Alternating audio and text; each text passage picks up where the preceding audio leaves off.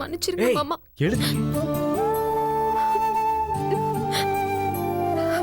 எதுக்கு அழற?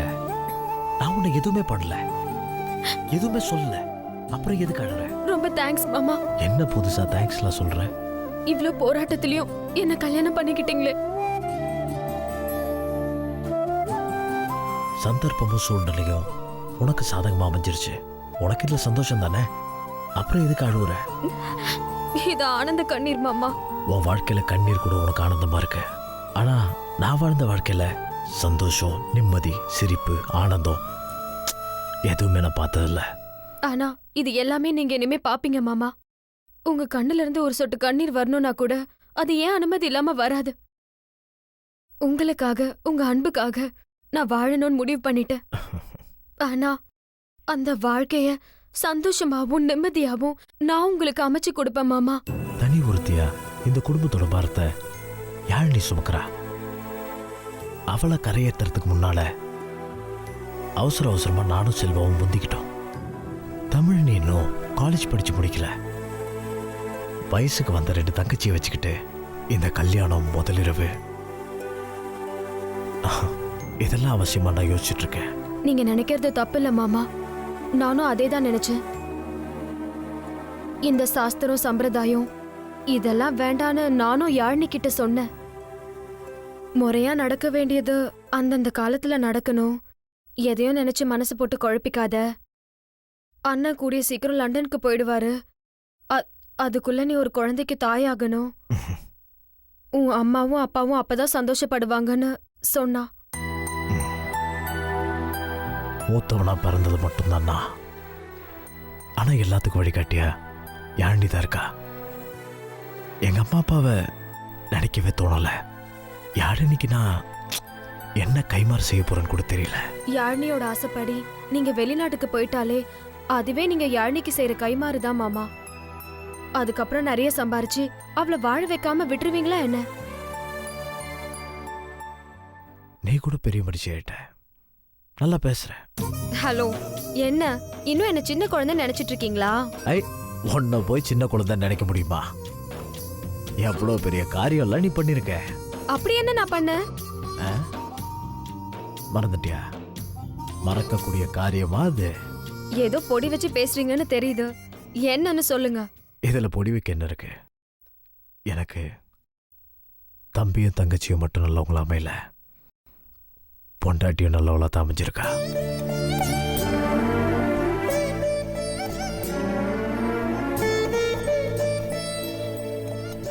உன்னை கையெடுத்து கும்புறத தவிர எனக்கு வேற வழி தெரியல.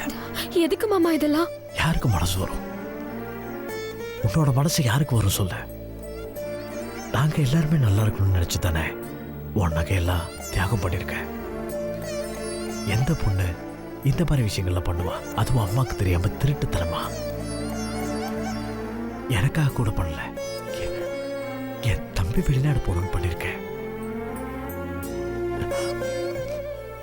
நிஜமாவே மனசு என்ன மாமா நீங்க இத போய் பெருசா பேசிக்கிட்டு?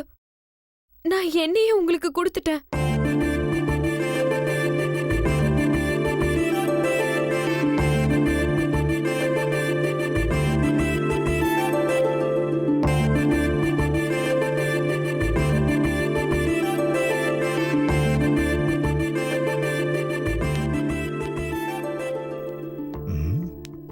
என்ன பேச்சே வரல?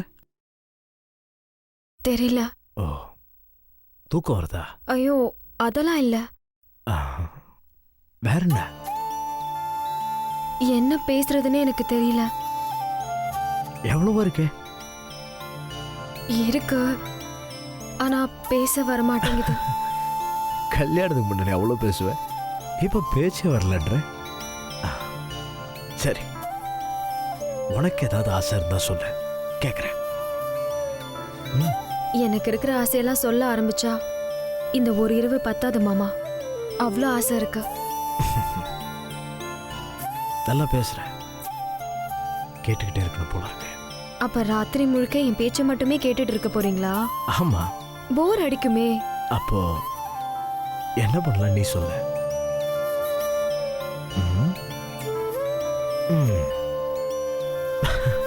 என்ன பதிலே காணும்?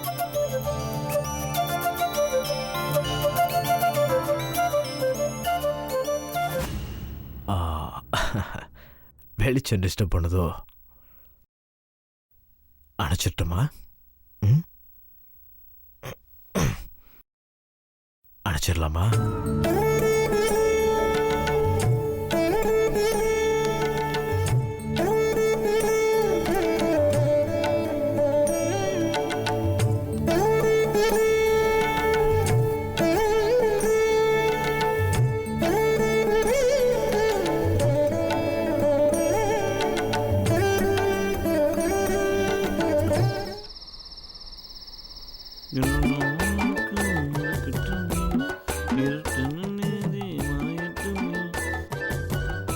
சிஷ்யா, சிஷ்யா, என்ன குருவே? தர்மா படுத்திருந்த இடம் ரொம்ப ராசியான இடம். எப்படி சொல்றீங்க? கல்யாணம் நடந்துச்சுல்ல, இப்போ நீ என்ன பண்ற, அந்த இடத்துல படுத்தன்னு வச்சுக்க, உனக்கு 2 கல்யாணம் நடக்கும். என்ன சொல்ற? இப்போதைக்கு ஒருத்தருக்கு தான் அந்த வாய்ப்பு. அவர் அந்த இடத்துல படுத்தா அவருக்கு கல்யாணம் நடக்கும். அதுதான் என்னோட ஆசையும்.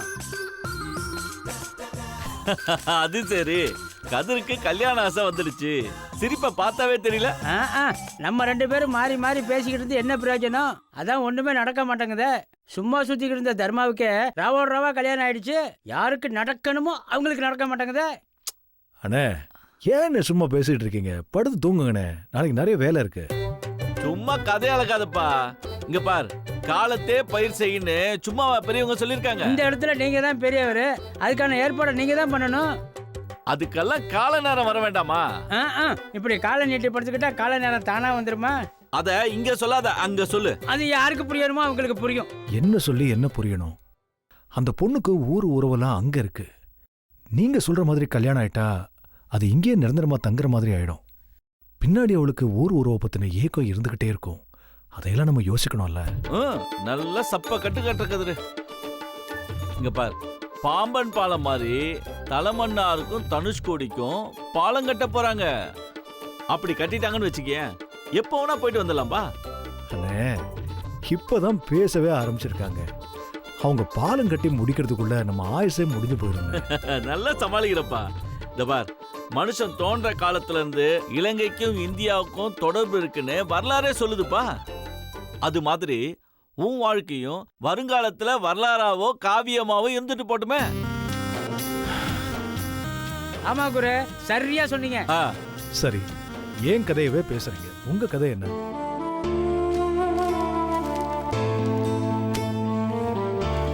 ஏன்பா சந்தோஷமா ஏதோ பேசிட்டு இருக்கோம், என் கதையை எது கேட்கிற? இங்க பார், இலங்கையில பிறந்த தமிழனும் பொழப்புக்காக வந்த தமிழனும் நிம்மதியா வாழ்ந்ததா எனக்கு தெரியலப்பா. நீங்க சொல்றது உண்மைதான். ஆனா அதெல்லாம் இருக்கட்டும். நீங்க வந்து இவ்வளவு நாள் ஆச்சு, நானும் கேட்கல. நீங்களா சொல்லுவீங்கன்னு நினைச்சேன், நீங்களும் சொல்லல. என்ன கதைன்னு சொல்லுங்கண்ணே. வேணாம் கதிரு, சொன்னா மனசுக்கு கஷ்டமா இருக்கும். இன்னொரு நாளைக்கு அதை பத்தி பேசுவோம். அண்ணே, யாருக்கு தானே கஷ்டம் இல்ல? அன்னைக்கு நான் என் கஷ்டத்தை சொல்லல, நீங்க உங்க கஷ்டத்தை இப்ப சொல்ல மாட்டீங்களா? வாழாமலேயே வாழ்க்கையை தொலைச்சிட்டு தான்ப்பா. 30 ஆண்டுகால ஆயுத போராட்டம் எனக்கு கொடுத்த பரிசு. யாழ்ப்பாணத்துல பிறந்தனா இப்படி இருக்கன்னா யாருமே நம்ப மாட்டாங்க. காலையில ரோட்ல போய் நின்னு வச்சுக்கேன், அரப்பாவோட போட்டுக்கிட்டு லேடி சைக்கிள்ல எங்க ஊர் பொண்ணுங்க வரிசையா வந்துகிட்டு இருக்கிறத பாக்குறப்பவே கண்கொள்ளா காட்சியா இருக்குப்பா.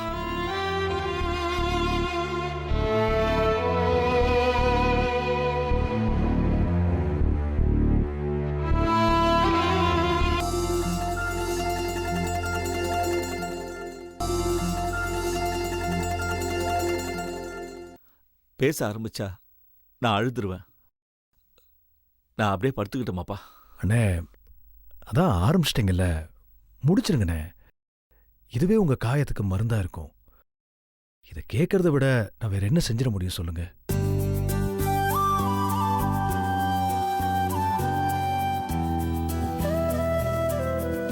அப்ப நான் லூமா சைக்கிள் வச்சிருந்தப்பா. எப்பவும் ஏதாவது ஒரு தெருவுல சுத்திக்கிட்டே இருப்பேன். செயின் கழண்டுச்சுன்னு சொல்லி வண்டியை நிப்பாட்டி சரி பண்ற பேர்ல என் வயசுக்கு தக்கன இருக்குமே பொண்ணுங்க, அதுங்களை சைட் அடிச்சுட்டே இருப்பேன். இதாப்பா என்னுடைய வேலை. பள்ளிக்கூடத்துல கடைசி வருஷம் படிக்கும்போது என் உமாவை பார்த்தப்பா. அதுக்கப்புறம் சைக்கிள் செயின் கழட்டுவோம் பாத்தியா, அந்த பழக்கத்தையே நான் விட்டுட்டேன். உமாவை பார்த்ததுக்கு அப்புறம் நான் எந்த ஒரு பொண்ணையும் ஏறெடுத்து கூட பார்த்ததில்லப்பா. உமா நம்ம பழைய சினிமா நடிகை அர்ச்சனா இல்ல, அவங்கள மாதிரி அழகா இருப்பாப்பா. அவளுடைய அந்த கண் பார்வையிலேயே நான் மயங்கிட்டப்பா. எங்க காதல் அப்படியே இனிமையா ஆரம்பிச்சதுப்பா. அப்படியே சந்தோஷத்துல நாங்க அப்படியே சுத்தி தெரிஞ்சிட்டு இருந்தோம். இளமை காதல் கண்ணை மறைக்கணும்னு சொல்லுவாங்கல்ல, அப்படியே மறைச்சிச்சுப்பா. அதனால அப்படியே விஷயம் வீட்டுக்கு தெரிய ஆரம்பிச்சிச்சு, அப்படியே ஊருக்கும் தெரிய ஆரம்பிச்சிச்சு. ஆனா அதுக்கப்புறம் அப்படியே ஒரு பெரிய சாதி சண்டையா மாறிடுச்சுப்பா. சாதி சண்டையா மாறினதுக்கு அப்புறம் உள்ளூர்ல இருக்க முடியுமா? அதான் வெளிநாடு போனா என்னன்னு நானும் அவ்வளவு முடிவு பண்ணோம். 90ல நிறைய அகதிகள் தமிழ்நாட்டுக்கு வந்து இங்கிருந்து வெளிநாட்டுக்கு ஈஸியா போயிருக்காங்க. அப்படிதான்பா உமாவும் நானும் தமிழ்நாட்டுக்கு அகதியா வரணும்னு முடிவு பண்ணி கிளம்பணும்ப்பா. தலைமன்னார் கடற்கரையில காத்துட்டு இருந்தோமா, கடற்கரையில கொஞ்சம் பதட்டமான சூழ்நிலை இருந்தது. ரோந்து போலீஸ்காரங்களுக்கு பயந்து பதட்டத்துல நானும் உமாவும் பிரிஞ்சு வேற வேற படகுல ஏறிட்டோப்பா. அப்புறம் நான் இந்த படகுலையும் அவ அந்த படகுலயும் இருந்தா. இங்க இருந்தே பார்த்துக்கிட்டே இருந்த உமா அந்த படக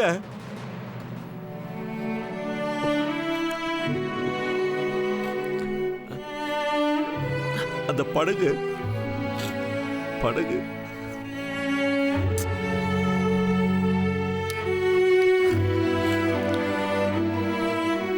என் கண்ணு முன்னாடியே குண்டு போட்டுட்டாங்கப்பா.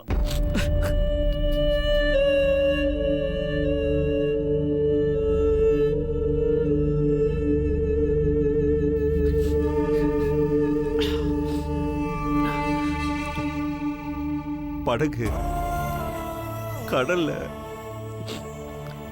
ஒழுகிடுச்சு. நான் வந்த படகு தமிழ்நாட்டுக்கு வந்துச்சு. அதுக்கப்புறம் என் உமாவை தவிர நான் வேற யாரையுமே நினைக்கிறது இல்லப்பா. எல்லாம் முடிஞ்சு போச்சு. இவ்வளவு சோகத்தையும் சுமந்துக்கிட்டு எப்படி சந்தோஷமாவே இருக்கீங்க? எப்படி உங்களால இப்படி இருக்க முடியுது? வேற என்னப்பா பண்ண முடியும்? அகதியா வாழ ஆரம்பிச்சா வெளி வேஷம் போட்டுத்தானே ஆகணும். அதுவே எங்களுக்கு நிரந்தரமா ஆயிடுச்சுப்பா. இப்ப நான் பண்றேன் இந்த தொழில் எனக்கு பிடிச்சா பண்றேன். இல்ல பசிப்பா, பசி, வயிற்று பசி. உயிர் வாழணும்ல, காசு வேணும்ல, அதான் மக்களை ஏமாத்துற.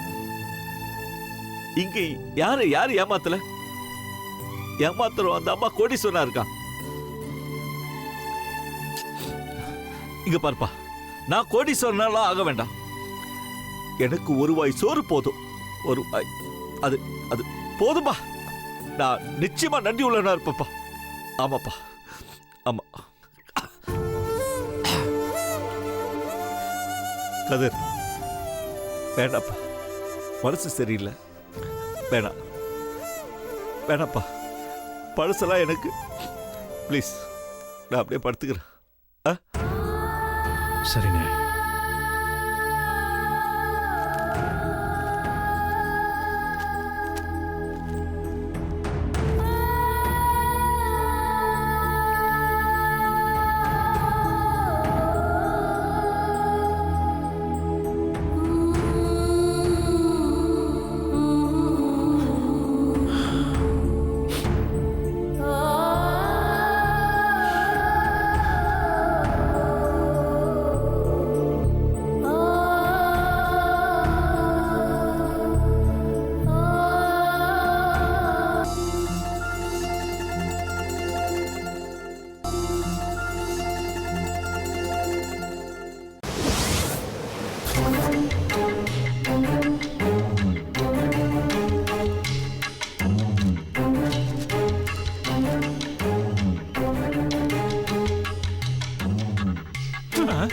இதுக்கு ஒன்றும் குறைச்சல் இல்ல. ஏண்டி இப்படி நடந்துக்கிற? வீட்ல 1000 பிரச்சனை இருக்கு, அதெல்லாம் உனக்கு தெரியாது. நாட்டுல நடக்கிற பிரச்சனை எல்லாம் உனக்கு அவசியம் தெரியணுமா? என்ன தாண்டி பண்ண சொல்ற? நீ எதுவுமே பண்ணாம இருக்கியே, அதுதான் பிரச்சனை. உன்கிட்ட எவனாவது நிம்மதியா வாழ முடியுமா? யோ, எங்க போற? எங்கேயாவது போய் தொலைறேன், உனக்கு என்ன? போய் தொலைஞ்சா நிம்மதிதாயா? நீ தான் இருந்து என் உயிரை இப்படி வாங்குறிய. இந்தாங்க. என்னது இது? காஃபி. மாமாவுக்கும் காஃபி. அவர் வர காஃபி தானே குடிப்பாரு, இது என்ன பால் ஊத்துன காஃபி? பாவம் அத்தை, ஏன் இப்படி எல்லாம் பேசுறீங்க? உனக்கு என்னமா தெரியும்? நான் என்னென்னவோ கனவெல்லாம் கண்டு வச்சிருந்தேன். அந்த கனவெல்லாம் ராகினி கலைச்சிட்டு போயிட்டா. புத்தி பேதலிச்சு போய் அலையிறம்மா. விடுங்க அத்தை, நடந்து போச்சு.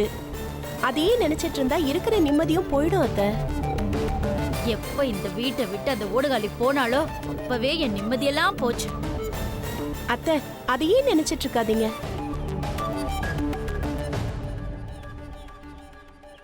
துளசி, இப்ப எனக்கு இருக்கிற ஒரே ஒரு சந்தோஷம் என்னன்னு தெரியுமாமா? நீ நல்லபடியா ஒரு பேரனையோ பேத்தியையோ பெத்து கொடுக்கணுமா. அதுக்காக தான் நான் உயிரை கையில புடிச்சுக்கிட்டு இருக்கேன். பெத்து கொடுப்பல்ல?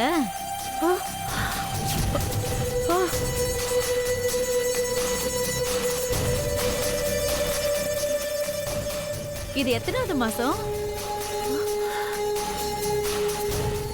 அத்தை, அது 4வது மாசம் அத்தை. ஆஹா.